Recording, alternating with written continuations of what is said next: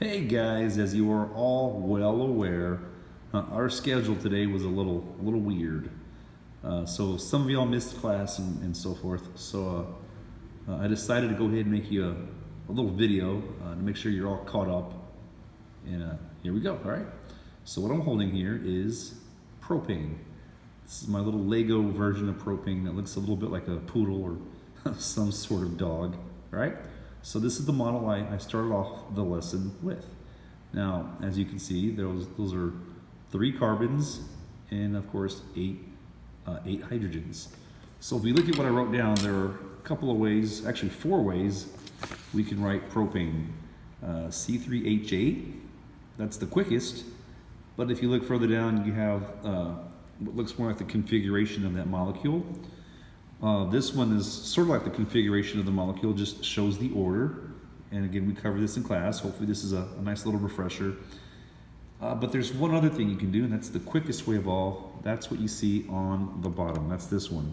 So remember, each ending of that molecule and each point represents a carbon. So 1, 2, 3. Easy peasy lemon squeezy. So that was about half the lesson right there. So moving onward, I jotted down some rules to be aware of, right? Rule number 1, as you should know, okay, carbon always makes 4 bonds. Rule number 2, as you can see here, you don't have to show the hydrogens if they are bonded to a carbon. Now, in other words, if we go back for just a millisecond, do I show those hydrogens? No, because they are, all we have is hydrogen and carbon for the propane molecule.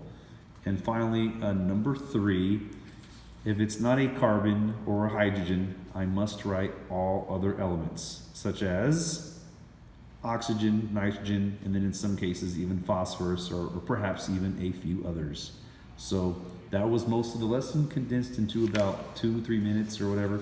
So a couple more practice problems. As you can see on top, C3H9ON.